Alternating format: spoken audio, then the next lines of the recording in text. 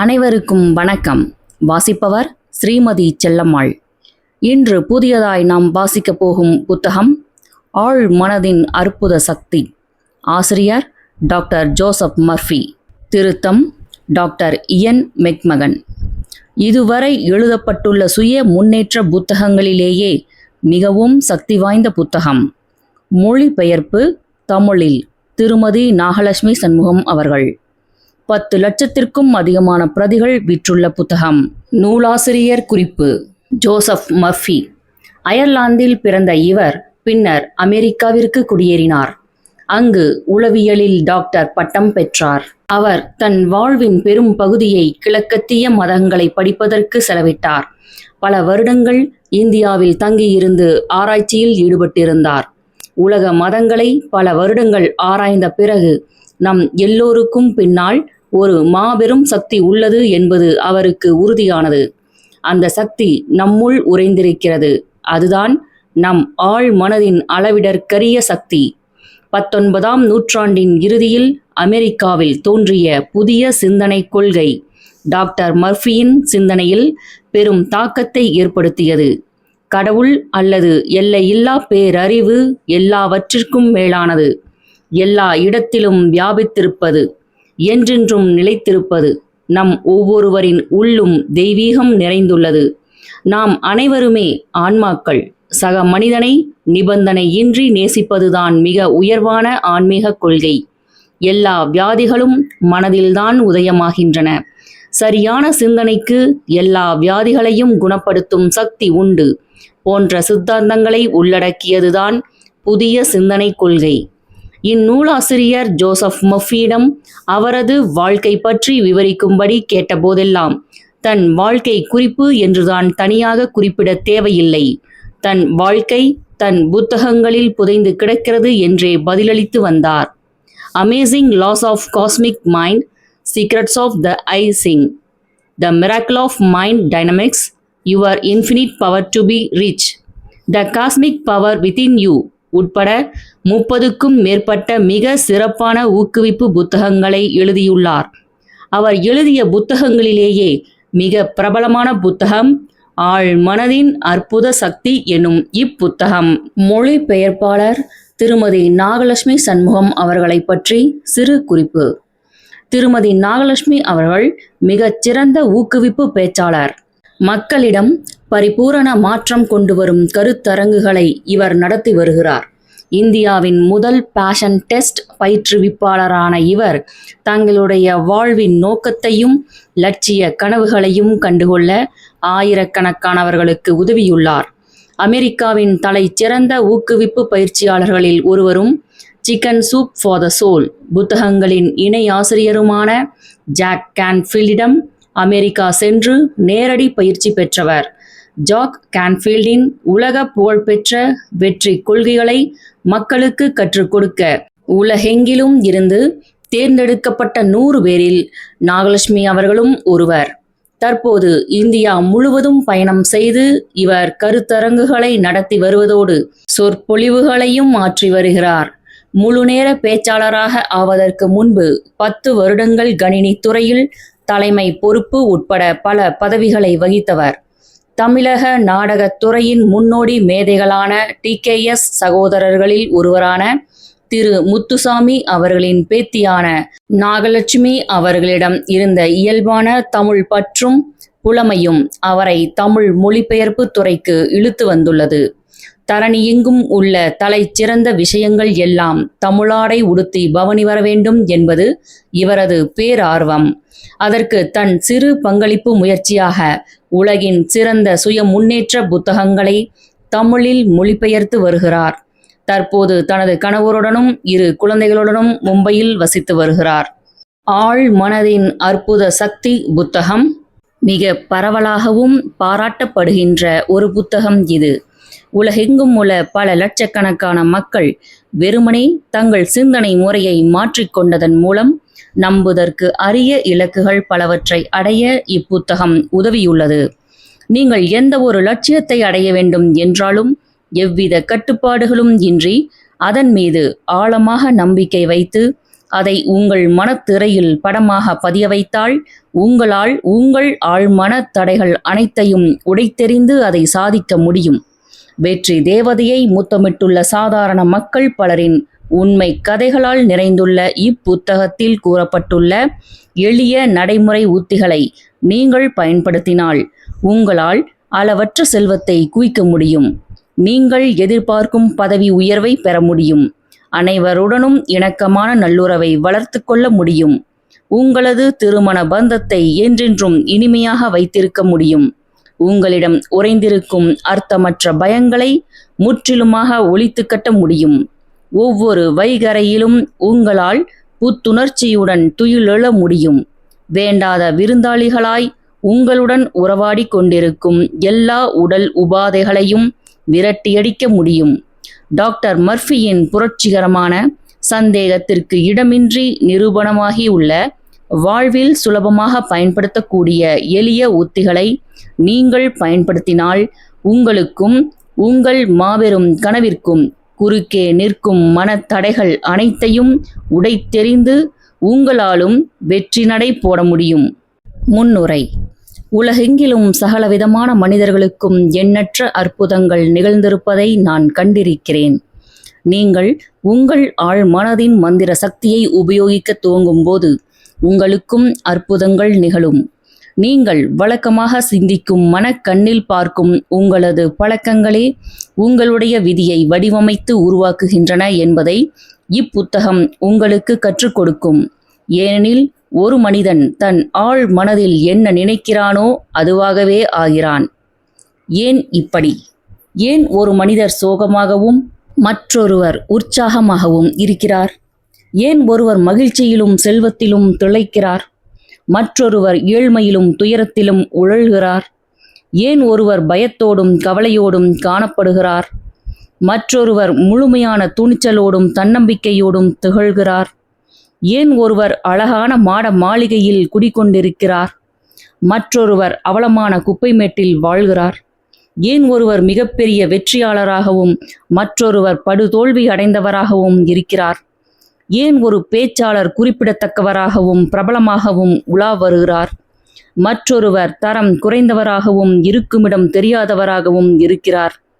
ஏன் ஒருவர் தன் வேளையில் சாதனையாளராகவும் மற்றொருவர் தன் வாழ்நாள் முழுவதும் கஷ்டப்பட்டு உழைத்தும் குறிப்பாக ஏதும் சாதிக்க முடியாமல் உழன்று கொண்டிருக்கிறார்?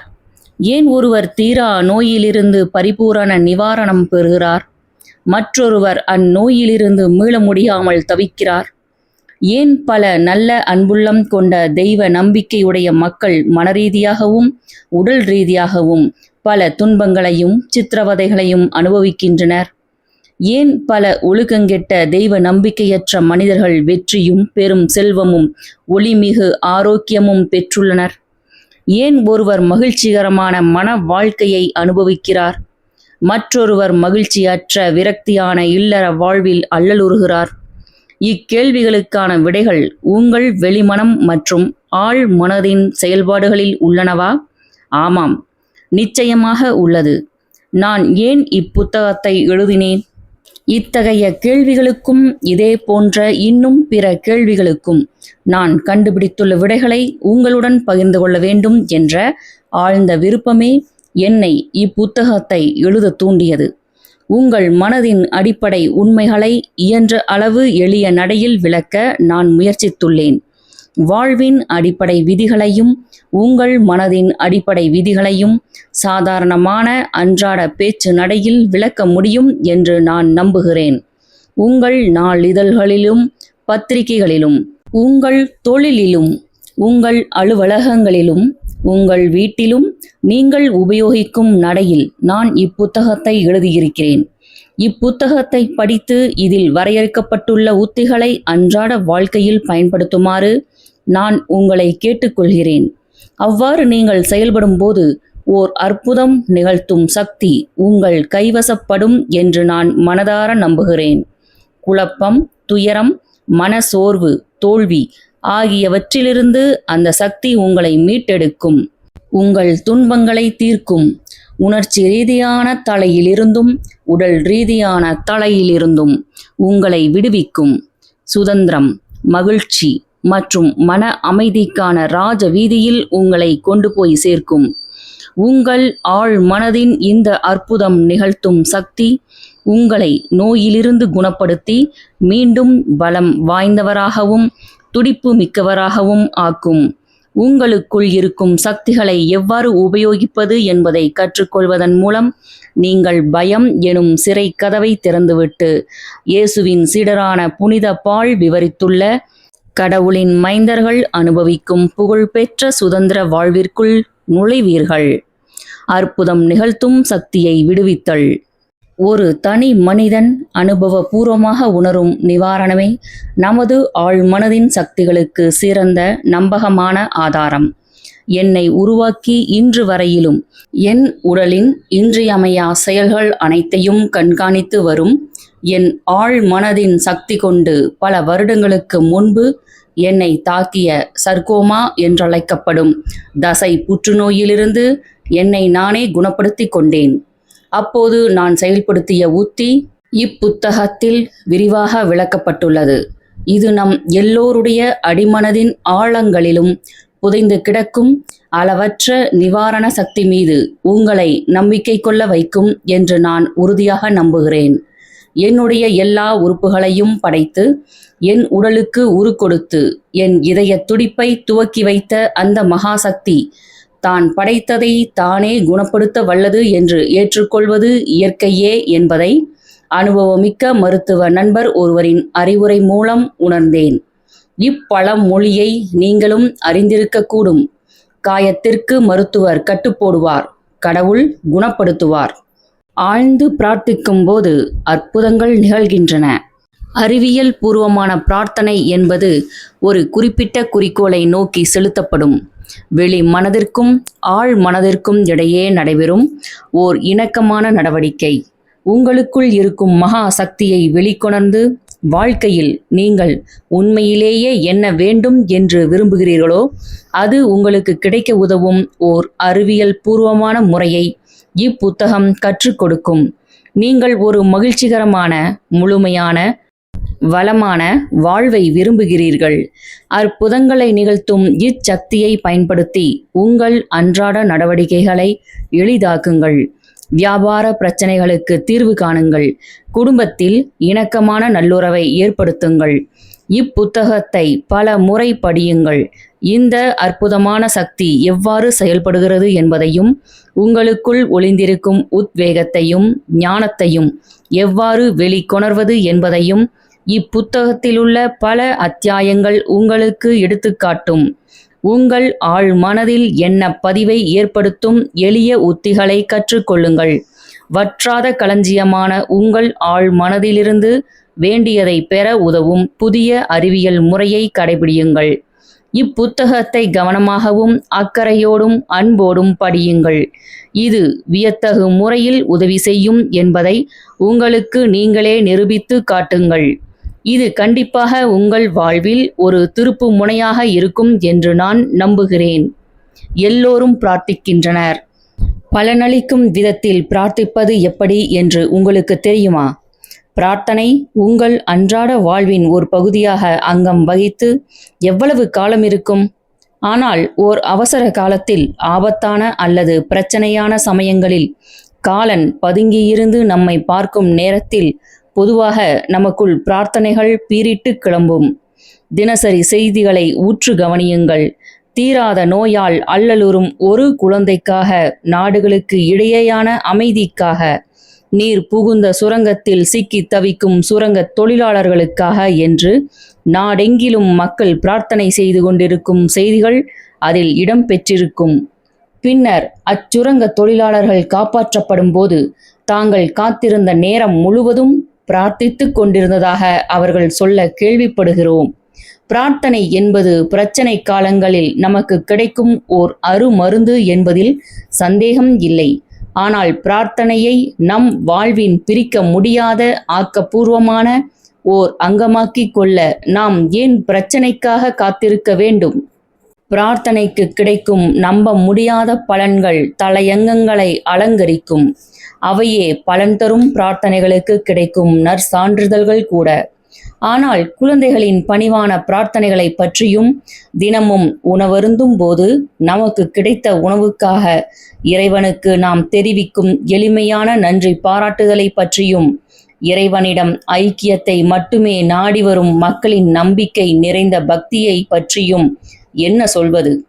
நான் மக்களுடன் இணைந்து செயலாற்றியது பிரார்த்தனைகளின் பல்வேறு அணுகுமுறைகளை பற்றி படித்தறிந்து கொள்ள எனக்கு வழி வகுத்தது. பிரார்த்தனைகளின் சக்தியை நான் என் சொந்த வாழ்விலும் அனுபவபூர்வமாக உணர்ந்துள்ளேன். மேலும் பிரார்த்தனைகள் மூலம் பெரும் பயன் பெற்றுள்ள பலரோடும் நான் பேசியுள்ளேன், இணைந்து பணியாற்றியுள்ளேன். ஆனால் எப்படி பிரார்த்தனை செய்வது என்பதை பிறருக்கு சொல்லிக் கொடுப்பதுதான் சிக்கல். பிரச்சனைக்கு உள்ளாகி இருக்கும் மக்கள் அறிவார்ந்து சிந்திப்பதிலும் செயல்படுவதிலும் சற்று சிரமப்படுவார்கள். அவர்களுடைய பிரச்சனைகள் அவர்களை திணறடித்து அவர்களுடைய கேட்கும் திறனையும் புரிந்து கொள்ளும் திறனையும் முடக்கி போட்டுவிடும். அவர்கள் கடைபிடிக்க சந்தேகத்திற்கு இடமின்றி செயல்படும் எளிமையான திட்டவட்டமான ஒரு சூத்திரம்தான் அப்போது அவர்களுக்கு தேவை. இப்புத்தகத்தின் தனித்துவம் நடைமுறையில் சுலபமாக பயன்படுத்தக்கூடிய கருத்துக்களை கொண்டிருப்பதே இப்புத்தகத்தின் தனிச்சிறப்பு. இங்கு நீங்கள் உங்கள் அன்றாட வாழ்வில் பயன்படுத்தத்தக்க எளிய உத்திகளையும் சூத்திரங்களையும் பற்றி தெரிந்து கொள்வீர்கள். இவற்றை நான் உலகெங்கிலும் உள்ள மக்களுக்கு கற்றுக் கொடுத்திருக்கிறேன். இப்புத்தகத்தின் சிறப்பம்சங்கள் உங்களை கவர்ந்தெழுக்கும். ஏனெனில் பல சமயங்களில் நீங்கள் பிரார்த்தித்ததற்கு நேர்மாறான விளைவுகளையே ஏன் பெறுகிறீர்கள் என்பதை இது உங்களுக்கு விரிவாக எடுத்துரைக்கும். பிரார்த்தனை மேல் பிரார்த்தனை செய்தும் ஏன் நான் கேட்டது கிடைக்கவில்லை என்று உலகின் எல்லா பகுதியிலும் உள்ள மக்கள் என்னை பல்லாயிரக்கணக்கான தடவை கேட்டுள்ளனர். பரவலாக கூறப்படும் இக்குறைக்கான காரணங்களை இப்புத்தகத்தில் நீங்கள் கண்டறிவீர்கள். ஆழ் மனதில் என்ன பதிவு செய்வதற்கான பல்வேறு வழிகளை பற்றியும் அவற்றின் மூலம் சரியான விடைகளை பெறுவது எப்படி என்பதை பற்றியும் விளக்குவதால் இப்புத்தகம் சிறப்பானதாகவும் விலை மதிப்பற்றதாகவும் திகழ்கிறது. பிரச்சனையான நேரங்களில் பதில் தேடி அணுகக்கூடிய ஒன்றாகவும் இது விளங்குகிறது. எதை நீங்கள் நம்புகிறீர்கள்? மக்கள் பலரும் நினைப்பது போல ஒரு மனிதனின் பிரார்த்தனைக்கான விடை அவன் எதன் மீது நம்பிக்கை வைத்துள்ளானோ அதை பொறுத்து அமைவது இல்லை. மாறாக அவனுடைய ஆழ் மனம் எப்போது அவனுடைய வெளிமனம் சிந்திக்கும் சிந்தனைகளுக்கும் காணும் காட்சிகளுக்கும் ஏற்றவாறு செயலாற்றுகிறதோ அப்போதுதான் அவனுடைய பிரார்த்தனைக்கான விடை கிடைக்கிறது. இந்த நம்பிக்கை விதிதான் உலகிலுள்ள அனைத்து மதங்களின் அடிப்படை ரகசியம். பௌத்தர், கிறித்தவர், இஸ்லாமியர், யூதர் ஆகியோருக்கு இடையேயான நம்பிக்கைகளில் மாபெரும் வேறுபாடுகள் இருக்கும் போதிலும் தத்தம் பிரார்த்தனைகளுக்கான விடைகள் அவர்கள் எல்லோருக்கும் கிடைக்கக்கூடும். இது எவ்வாறு சாத்தியம்? இது ஒரு குறிப்பிட்ட சமய கோட்பாடுகளையோ சடங்குகளையோ விழாக்களையோ சூத்திரங்களையோ வழிபாட்டு முறைகளையோ உச்சரிக்கும் மந்திரங்களையோ கொடுக்கும் பலிகளையோ செலுத்தும் காணிக்கைகளையோ பொறுத்தது அல்ல. மாறாக அவர் தான் எதை பற்றி பிரார்த்திக்கிறாரோ அதை முழுமையாக நம்பும் அல்லது மனதளவில் ஏற்றுக்கொள்ளும் நிலையில் அவர் இருப்பதால்தான் இது சாத்தியப்படுகிறது. நம்பிக்கை கோட்பாடே வாழ்க்கை கோட்பாடு. சுருங்க கூறினால் நம்பிக்கை என்பது உங்கள் மனதில் உள்ள ஓர் எண்ணமே. ஒருவர் எவ்வாறு சிந்திக்கிறாரோ, உணர்கிறாரோ, நம்புகிறாரோ அவ்வாறே அவருடைய உடலும் மனமும் சூழ்நிலைகளும் அமையும். நீங்கள் என்ன செய்கிறீர்கள், ஏன் செய்கிறீர்கள் என்ற புரிதலின் அடிப்படையில் உருவாகும் உத்தியும் வழிமுறையும் வாழ்வின் சகல சௌபாக்கியங்களையும் உங்களிடம் கொண்டு வந்து சேர்க்க ஆழ் மனம் உதவும்.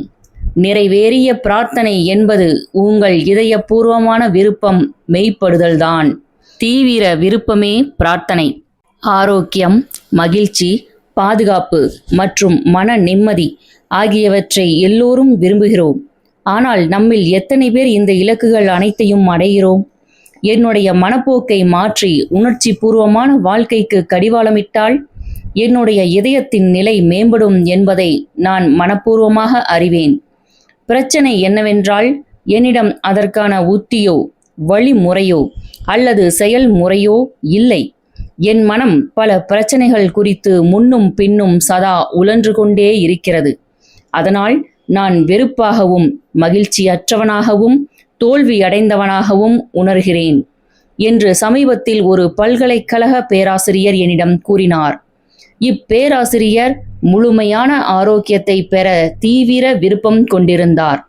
தன் மனம் எவ்வாறு செயலாற்றுகிறது என்பது குறித்த அறிவே அவருக்கு தேவைப்பட்டது. இந்த அறிவே அவர் தன்னுடைய விருப்பத்தை பூர்த்தி செய்ய அவருக்கு உதவும். இப்புத்தகத்தில் வரையறுத்து காட்டப்பட்டுள்ள நிவாரண வழிமுறைகளை பின்பற்றியதன் மூலம் அவர் குறை நீங்கி முழுமையடைந்தார்.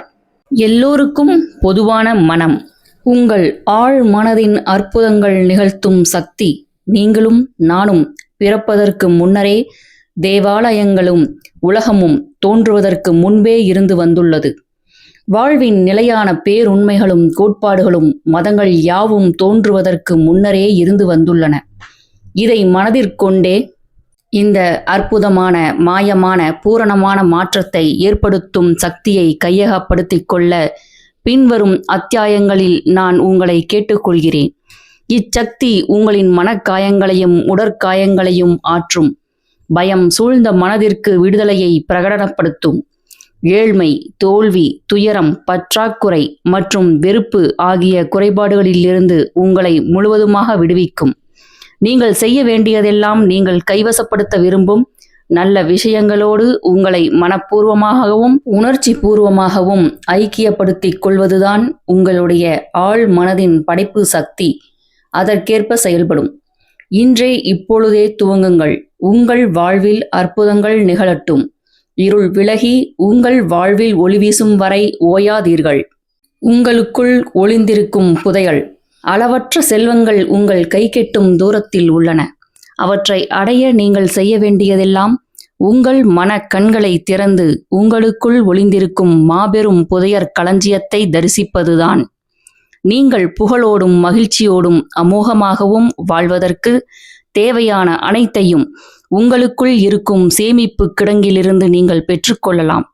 எல்லையற்ற சக்தி நிறைந்த இப்புதையற் களஞ்சியமும் அளவில்லா அன்பும் தங்களுக்குள் இருப்பதை அறிந்து கொள்ளாத மக்கள் பலரும் தங்களுடைய முழு ஆற்றலை உணர்ந்து கொள்ள முடியாதவர்களாக இருந்து விடுகின்றனர். உங்களுக்கு வேண்டிய அனைத்தையும் உங்களால் இதிலிருந்து பெற முடியும். காந்த விசையூட்டப்பட்ட ஓர் இரும்பு துண்டால் தன் எடையைப் போல் 12 மடங்கு எடையுள்ள பொருட்களை தூக்க முடியும். ஆனால் அதே இரும்பு துண்டிலிருந்து அக்காந்த விசை நீக்கப்பட்டு விட்டால் ஓர் இறகை கூட அதனால் தூக்க முடியாது. இதே போன்று மக்களிலும் இருவகையானோர் உள்ளனர். கவர்ந்தெழுக்கும் ஈர்ப்பு சக்தி நிறைந்த மக்கள் துணிச்சலோடும் தன்னம்பிக்கையோடும் இருப்பார்கள். தாங்கள் வெற்றி நடை போட பிறந்தவர்கள் என்பது அவர்களுக்கு தெரியும். அதே சமயம் வலு இழந்தவர்களாக ஏராளமான மக்கள் உள்ளனர். அவர்கள் மனம் முழுவதும் பயங்களும் சந்தேகங்களும் நிறைந்திருக்கும். அவர்களுக்கு ஒரு வாய்ப்பு கிடைக்கும் போது, ஒருவேளை நான் தோற்றுவிட்டால் என்னவாகும்? நான் என் பணத்தை இழக்க நேரலாம்.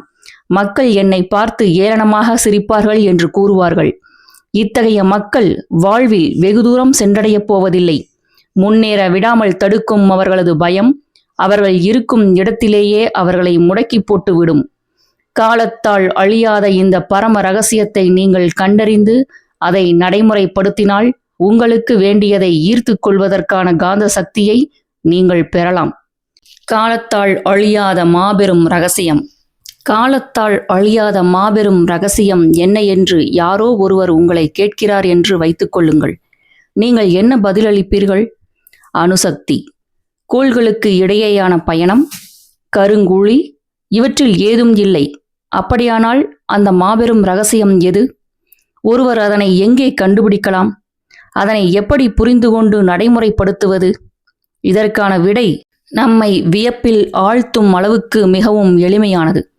உங்களுடைய சொந்த ஆழ் மனதில் குடிகொண்டுள்ள அற்புதமான அதிசயங்களை உருவாக்கும் சக்திதான் அந்த ரகசியம். இப்பெரும் ரகசியத்தை கண்டுபிடிக்க முனையும் அநேக மக்கள் கடைசியாக தேடும் இடம் தங்கள் ஆழ் மனமாகத்தான் இருக்கும். வெகு சிலரே இதை கண்டுபிடிப்பதற்கான காரணமும் இதுதான். உங்கள் ஆழ் மனதின் அற்புத சக்தி. ஒருமுறை நீங்கள் உங்கள் ஆழ் மனதில் ஒளிந்திருக்கும் இந்த அற்புத சக்தியை தொடர்பு கொண்டு அதை விடுவிக்க கற்றுக்கொண்டால் உங்களது வாழ்க்கைக்குள் இன்னும் அதிகமான சக்தியையும் செல்வத்தையும் ஆரோக்கியத்தையும் மகிழ்ச்சியையும் குதூகலத்தையும் உங்களால் கொண்டு வர முடியும். நீங்கள் இச்சக்தியை கையகப்படுத்த அலைந்து திரிய தேவையில்லை. நீங்கள் அதை ஏற்கனவே பெற்றிருக்கிறீர்கள். ஆனால் அதை எப்படி உபயோகிப்பது என்பதை மட்டும் நீங்கள் கற்றுக்கொள்ள வேண்டும். உங்களது வாழ்க்கையின் எல்லா துறைகளிலும் இச்சக்தியை பயன்படுத்துவதற்கு முதலில் இதனை நன்றாக புரிந்து கொள்வது அவசியம். இப்புத்தகத்தில் கொடுக்கப்பட்டுள்ள எளிய உக்திகளையும் செயல்முறைகளையும் நீங்கள் பின்பற்றினால் தேவையான புரிதலை பெறுவீர்கள். உங்கள் நம்பிக்கைகள் மெய்ப்படவும் கனவுகள் நனவாகவும் தேவையான உத்வேகத்தையும் ஒரு புதிய சக்தியையும் உங்களால் உருவாக்கி கொள்ள முடியும். உங்கள் வாழ்க்கையை நீங்கள் இதுவரை கண்டிராத அளவு பிரம்மாண்டமானதாக, சிறப்பானதாக, வளமானதாக, மேன்மை பொருந்தியதாக மாற்ற இப்பொழுதே உறுதியெடுத்துக் கொள்ளுங்கள். எல்லையில்லா அறிவும் அளவற்ற சக்தியும் உங்களுக்கு தேவையான அனைத்தும் உங்கள் ஆழ் மனதின் ஆழங்களில் புதைந்து கிடக்கின்றன. உருவம் கொடுக்கப்படுவதற்காகவும் தட்டி எழுப்பப்படுவதற்காகவும் அவை காத்து கொண்டிருக்கின்றன.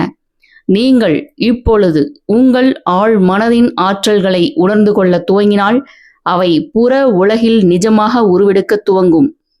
நீங்கள் திறந்த மனதோடும் ஏற்றுக்கொள்ளும் மனநிலையிலும் இருக்கும் பட்சத்தில் உங்கள் ஆழ் மனதில் உள்ள எல்லையற்ற சக்தியானது உங்கள் வாழ்வின் ஒவ்வொரு கணத்திலும் உங்களுக்கு தேவையானவற்றை அந்தந்த நேரத்தில் வெளிப்படுத்தும். நீங்கள் புதிய சிந்தனைகளையும் கருத்துக்களையும் பெறுவீர்கள். புதிய கண்டுபிடிப்புகளை நிகழ்த்துவீர்கள். புதிய விஷயங்களை கண்டறிவீர்கள். புதிய ஓவியங்களை படைப்பீர்கள். உங்கள் ஆழ் மனதில் உள்ள எல்லையில்லா சக்தியானது பல வகைப்பட்ட வியத்தகு அறிவை பெற உங்களுக்கு உதவும். அது தானாகவே தன்னை வெளிப்படுத்திக் கொள்ளட்டும். அவ்வாறு நிகழும்போது வாழ்வின் மெய்யான இடத்தை நீங்கள் அடைய அது உங்களுக்கு உதவும். உங்கள் ஆழ் மனதின் அறிவின் வாயிலாக நீங்கள் மிகச் சிறந்த துணையையும் சரியான வியாபார கூட்டாளியையும் உங்கள் பக்கம் ஈர்க்க முடியும். அது உங்களுக்கு தேவையான பணத்தை எல்லாம் எப்படி பெறுவது என்பதை காட்டும். நீங்கள் இதயபூர்வமாக எதை விரும்புகிறீர்களோ அதை செய்வதற்கும், எப்படி இருக்க வேண்டும் என்று நினைக்கிறீர்களோ அப்படி இருப்பதற்கும், எங்கு செல்ல விரும்புகிறீர்களோ அங்கு செல்வதற்கும் தேவையான பொருளாதார சுதந்திரத்தை அச்சக்தி உங்களுக்கு கொடுக்கும். எண்ணமும் உணர்வும் சக்தியும் ஒளியும் அன்பும் அழகும் நிறைந்த உங்களுடைய இந்த உள் உலகை கண்டறிந்து தெரிந்து கொள்வது உங்கள் உரிமை. கண்ணுக்கு புலப்படாமல் இருந்தாலும் அது மிகவும் சக்தி வாய்ந்தது. எந்த ஒரு பிரச்சனைக்குமான தீர்வையும் எந்த ஒரு விளைவுக்கான காரணத்தையும் நீங்கள் உங்கள் ஆழ் மனதில் கண்டறிவீர்கள். ஒளிந்திருக்கும் இச்சக்திகளை வெளிக்கொணர நீங்கள் கற்றுக்கொள்ளும் போது வாழ்வில் செழிப்பையும் பாதுகாப்பையும் மகிழ்ச்சியையும் விருத்தி செய்து கொள்ள தேவையான சக்தியும் அறிவும் உண்மையிலேயே உங்கள் வசப்படும். முடங்கி கிடந்த மக்கள் தங்கள் ஆழ் மனதின் சக்தி கொண்டு அந்நிலை நீங்கி மீண்டும் முழுமையானவர்களாகவும் வலிமை உடையவர்களாகவும் பலசாலிகளாகவும் ஆகியுள்ளதை நான் பார்த்திருக்கிறேன். அவர்களுடைய மனம் அவர்கள் வெளி உலகிற்கு சென்று மகிழ்ச்சியையும் ஆரோக்கியத்தையும் ஆனந்தமான வெளிப்பாடுகளையும் அனுபவிக்கும் சுதந்திரத்தை அவர்களுக்கு கொடுத்தது. உழன்று கொண்டிருக்கும் மனத்தையும் நொறுங்கி போன இதயத்தையும் குணமாக்கும் ஓர் அதிசய சக்தி உங்கள் ஆழ் மனதில் இருக்கிறது. அது உங்கள் மனதின் சிறை கதவை திறந்துவிட்டு அதிலிருந்து உங்களை விடுவிக்கும். பௌதீக ரீதியான மற்றும் உடல் ரீதியான அடிமை தலையிலிருந்து உங்களுக்கு விடுதலை அளிக்கும். செயற்பாட்டு முறையின் அவசியம். எந்த துறையிலும் நீங்கள் மேற்கொள்ளும் முயற்சியில் முன்னேற்றம் காண வேண்டுமென்றால் அதற்கான இன்றியமையாத முதற்படி உலகளாவிய அளவில் நடைமுறைப்படுத்தக்கூடிய செயற்பாட்டு முறை ஒன்றை கண்டுபிடிப்பதுதான். உங்கள் ஆழ் மனதை செயல்படுத்துவதில் நீங்கள் கை தேர்ந்தவராகும் முன்பு அதன் கோட்பாடுகளை புரிந்து கொள்வது அவசியம். அப்புரிதலுக்கு பிறகு நீங்கள் பெறக்கூடிய நல் விளைவுகளை மனதிற்கொண்டு அதன் சக்திகளை பயன்படுத்த பயிற்சிகளை மேற்கொள்ள வேண்டும்.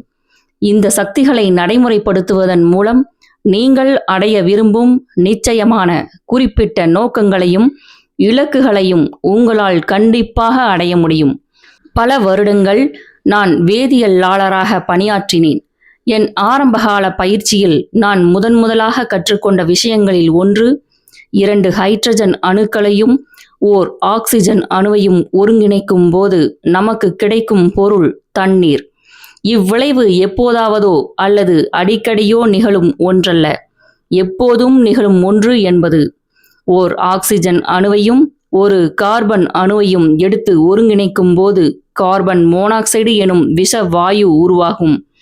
ஆனால் கூடுதலாக ஓர் ஆக்சிஜன் அணுவை அதோடு சேர்க்கும்போது விலங்குகளுக்கு தீங்கு விளைவிக்காத, தாவரங்களுக்கு இன்றியமையாததாக விளங்கும் கார்பன் டை ஆக்சைடு வாயு கிடைக்கும்.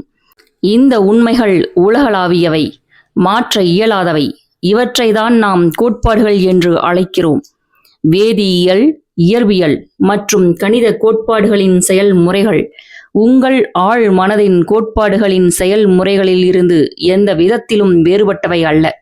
நீங்கள் வேதியியல் சக்திகளையும் இயற்பியல் சக்திகளையும் பயன்படுத்திக் கொள்ள வேண்டும் என்றால் இத்துறைகளின் கோட்பாடுகளை கற்றுக்கொள்ள வேண்டும்.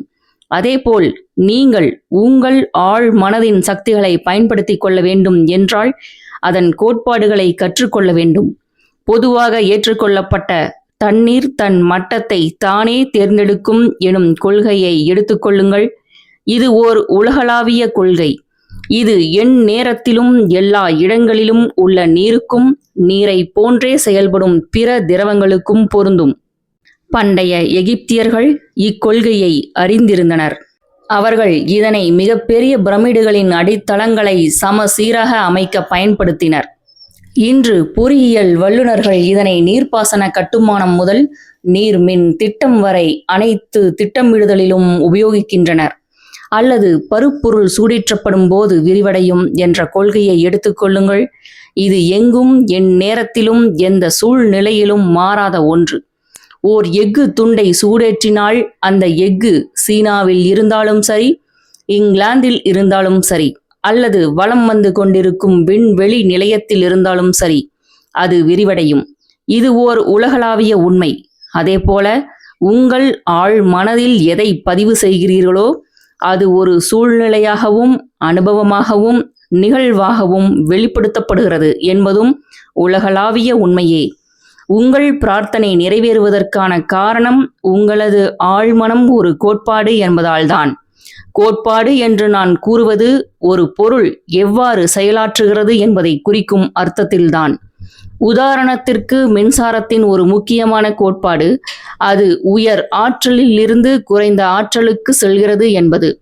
நீங்கள் ஒரு மின் விளக்கை இயக்கும் போதோ அல்லது ஒரு மின்சார அடுப்பை பயன்படுத்தும் போதோ மின்சாரத்தின் கோட்பாட்டினை மாற்றுவதில்லை, மாறாக அதை பயன்படுத்துகிறீர்கள். இப்படி இயற்கையோடு இணைந்து செயல்புரிவதன் மூலம் மனித குலத்திற்கு எண்ணற்ற வகையில் பயனளிக்கும் பல அற்புதமான கண்டுபிடிப்புகளையும் கண்டறிதல்களையும் உங்களால் நிகழ்த்த முடியும். உங்கள் ஆழ்மன கோட்பாடு நம்பிக்கை விதிக்கு ஏற்ப செயலாற்றுகிறது. நம்பிக்கை என்றால் என்ன? அது ஏன் பலனளிக்கிறது? அது எவ்வாறு செயல்புரிகிறது என்பதை நீங்கள் அறிந்து கொள்ள வேண்டும். நம்பிக்கை விதியே உங்கள் மனதின் விதி. உங்கள் மனம் செயல்படும் முறையில் நீங்கள் நம்பிக்கை கொள்ள வேண்டும். அதாவது நம்பிக்கையின் மீதே நம்பிக்கை வைக்க வேண்டும் என்பதுதான் இதன் பொருள். உங்கள் மனம் எதை நம்புகிறதோ அதைதான் சிந்தித்துக் கொண்டிருக்கிறது. உங்களுடைய எல்லா அனுபவங்களும், நிகழ்வுகளும், சூழ்நிலைகளும், செயல்களும் உங்கள் எண்ணங்களை செயல் வடிவமாக்கும் உங்கள் ஆழ் மனதால் உருவாக்கப்படுகின்றன. ஒன்றை நினைவில் வைத்துக் கொள்ளுங்கள். நீங்கள் சந்திக்கும் விளைவுகள் நீங்கள் நம்பிக்கொண்டிருக்கும் விஷயங்களால் ஏற்படுவதில்லை. மாறாக உங்கள் ஆழ் மனதில் பதிந்திருக்கும் நம்பிக்கையினால் தான் ஏற்படுகின்றன. மனித குலத்தை புற்றுநோய் போல் அரித்து கொண்டிருக்கும் பொய்யான நம்பிக்கைகள், அபிப்பிராயங்கள், மூட நம்பிக்கைகள், பயங்கள் ஆகியவற்றை ஏற்றுக்கொள்வதை நிறுத்துங்கள். என்றென்றும் நிலைத்திருக்கும், என்றுமே மாறாத வாழ்வின் உண்மைகள் மீது நம்பிக்கை கொள்ள துவங்குங்கள். அத்தருணத்தில் உங்கள் பயணம் முன்னோக்கி, மேல் நோக்கி, கடவுளை நோக்கி செல்ல துவங்கும். இப்புத்தகத்தை படித்து இதில் குறிப்பிடப்பட்டுள்ள ஆழ் மனதின் கோட்பாடுகளை நம்பிக்கையுடன் நடைமுறைப்படுத்தும் எவரும் தமக்காகவும் பிறருக்காகவும் பலனளிக்கும் விதத்தில் அறிவியற் பூர்வமாக பிரார்த்தனை செய்யும் வலிமையை பெறுவார்கள். ஒவ்வொரு வினைக்கும் ஓர் எதிர்வினை உண்டு என்ற உலகளாவிய விதிக்கேற்ப உங்களது பிரார்த்தனைக்கான பலன் கிடைக்கும். எண்ணம் என்பது செயலின் தொடக்க நிலை. எதிர்வினை என்பது உங்கள் எண்ணத்தின் இயல்பிற்கேற்ப இயங்கும் உங்கள் ஆழ் மனதின் செயல்பாடு. இணக்கம், ஆரோக்கியம், அமைதி, நல்லெண்ணம் ஆகிய கருத்துகளால் உங்கள் மனதை நிரப்புங்கள். உங்கள் வாழ்வில் அதிசயங்கள் நிகழும். மனதின் இரு வேறு இயல்புகள். உங்களிடம் ஒரு மனம்தான் உள்ளது. ஆனால் அந்த ஒரு மனம் தனிப்பட்ட குறிப்பிடத்தக்க செயற்திறன் கொண்ட இரு பகுதிகளை பெற்றுள்ளது. இந்த இரு பகுதிகளையும் பிரிக்கும் எல்லை கோட்டினை பற்றி உளவியல் பயிலும் மாணவர்களுக்கு நன்றாக தெரியும். உங்கள் மனதின் இரு வேறு செயல்பாடுகளும் முற்றிலும் மாறுபட்டவை. அவை ஒவ்வொன்றும் தனக்குரிய தனித்துவமிக்க இயல்புகளையும் சக்திகளையும் பெற்றுள்ளன. மனதின் இந்த இரு செயல்பாடுகளையும் வேறுபடுத்தி காட்ட பல பெயர்கள் பயன்படுத்தப்பட்டு வருகின்றன. இவற்றில் புற நோக்கு மனம், அகநோக்கு மனம், வெளி மனம், ஆழ் மனம், விழித்திருக்கும் மனம், உறங்கும் மனம், மேல்மட்ட மனம், அடி மனம், தன்னிச்சை மனம், அனிச்சை மனம், ஆண் மனம், பெண் மனம் ஆகியவை அடங்கும். இவை யாவும் மனதின் இந்த இரு வேறு இயல்புகளையே குறிக்கின்றன. உங்கள் மனதின் இரு வேறு இயல்புகளை குறிக்க இப்புத்தகம் முழுதும் நான் வெளிமனம், ஆழ்மனம் என்ற சொற்களை பயன்படுத்தியுள்ளேன். உங்களுக்கு வேறு சொற்கள் எவையேனும் எளிதாக புரிந்து கொள்ளும் வகையில் தோன்றினால் அவற்றை நீங்கள் தாராளமாக பயன்படுத்தலாம். மனதின் இரு இயல்புகளை அடையாளம் கண்டுகொண்டு அவற்றை ஏற்றுக்கொள்வதுதான் இங்கு முக்கியம். வெளி மனமும் ஆழ் மனமும். உங்கள் மனதை ஒரு பூந்தோட்டம் என்று நினைத்துக் கொள்வதுதான் அதன் இரு செயல்பாடுகளையும் பற்றி தெரிந்து கொள்ள துவங்க ஒரு சிறந்த வழி. நீங்கள்தான் தோட்டக்காரர். நாள் முழுதும் உங்கள் ஆழ் மனதில் எண்ணங்கள் எனும் விதைகளை விதைக்கிறீர்கள். பல சமயங்களில் எண்ணங்களை விதைத்து வருகிறோம் என்ற உணர்வு கூட உங்களுக்கு இருப்பதில்லை. ஏனெனில் அவ்விதைகள் உங்களுக்கு பழக்கமான சிந்தனைகளின் அடிப்படையில் உருவானவை. உங்கள் ஆழ் மனதில் எதை விதைக்கிறீர்களோ அதுவே உங்கள் உடலிலும் சுற்றுச்சூழலிலும் உருப்பெறும். உங்களுடைய ஆழ் மனதை எல்லா விதமான விதைகளும், அவை நல்லவையோ கெட்டவையோ, முளைவிட்டு செழிப்பாக வளர்வதற்கு உதவும் ஒரு வளமான நிலமாக கற்பனை செய்து கொள்ளுங்கள். நீங்கள் முட்களை விதைத்தால் திராட்சைகளை பறிக்கப் போவதில்லை. நெருஞ்சிகளை விதைத்தால் அத்தி பழங்களை அறுவடை செய்ய போவதில்லை. ஒவ்வொரு எண்ணமும் ஒரு காரணம், ஒவ்வொரு சூழ்நிலையும் ஒரு விளைவு. இது உங்கள் எண்ணங்களை உங்கள் கட்டுப்பாட்டில் வைத்திருக்க வேண்டியதன் அவசியத்தை வலியுறுத்துகிறது. இவ்விதத்தில் நீங்கள் விரும்பும் சூழ்நிலைகளை மாத்திரம் உங்களால் உருவாக்கிக் கொள்ள முடியும். அமைதி, மகிழ்ச்சி, சரியான நடவடிக்கை, நல்லெண்ணம், செழிப்பு ஆகிய விதைகளை விதைக்க துவங்குங்கள். அமைதியாகவும் முழு நம்பிக்கையோடும் இக்குண நலன்களை பற்றி எண்ணுங்கள். பகுத்தறியும் உங்கள் வெளி மனதில் இவற்றை முழுமையாக ஏற்றுக்கொள்ளுங்கள். இந்த அற்புதமான விதைகளை உங்கள் மனமென்னும் பூந்தோட்டத்தில் தொடர்ந்து விதையுங்கள். ஒப்பற்ற அறுவடையை பெற்று பயனடைவீர்கள். உங்கள் மனம் சரியாக சிந்திக்கும் போது, வாழ்வின் மெய்மையை நீங்கள் புரிந்து கொள்ளும் போது, உங்கள் ஆழ் மனதில் ஆக்கப்பூர்வமான, இணக்கமான, அமைதியான எண்ணங்கள் விதைக்கப்படும் போது, உங்கள் ஆழ் மனதின் அற்புத சக்தியானது அதற்கேற்றவாறு செயல்படும். அது இணக்கமான சூழ்நிலைகளையும் ஏற்றுக்கொள்ளத்தக்க சுற்றுச்சூழல்களையும் மிக சிறந்தவற்றையும் உங்களிடத்தில் கொண்டு வந்து சேர்க்கும். நீங்கள் சிந்திக்கும் முறையை கட்டுப்படுத்த தொடங்கும் போது உங்களால் உங்கள் ஆழ்மனதின் சக்திகளை கொண்டு எந்த ஒரு பிரச்சனையையும் தீர்க்க முடியும். எல்லாவற்றையும் கட்டுப்படுத்தும் அந்த பிரபஞ்ச பேரறிவோடு நீங்கள் உண்மையிலேயே உணர்வுபூர்வமாக இணைந்து செயல்படுவீர்கள். உங்களை சுற்றி பாருங்கள். நீங்கள் எங்கு வாழ்ந்தாலும், எந்த சமுதாயத்தின் அங்கமாக இருந்தாலும், பெரும்பான்மையான மக்கள் தங்களின் புற உலகத்தில்தான் வாழ்க்கை நடத்துகிறார்கள் என்பதை உங்களால் காண முடியும். அதே நேரத்தில் ஞான செறிவு பெற்றிருப்பவர்கள் தங்களது அக உலகத்திற்குள் உலாவுகின்றனர். அக உலகம்தான் புற உலகை தோற்றுவிக்கிறது என்பதை அவர்கள் உணர்ந்துள்ளது போல் நீங்களும் உணர்வீர்கள். உங்களுடைய எண்ணங்கள், உணர்வுகள், உள காட்சிகள் ஆகியவைதான் உங்கள் அனுபவங்களை உருவாக்கும் கோட்பாடுகள். உங்களுக்குள் இருக்கும் அக உலகம்தான் ஒரே படைப்பு சக்தி. உங்கள் புற உலகில் நீங்கள் காணும் அனைத்தும் சுய உணர்வுடனோ அல்லது உணர்வு இன்றியோ நீங்கள் உங்கள் அக உலகில் உருவாக்கியவையே.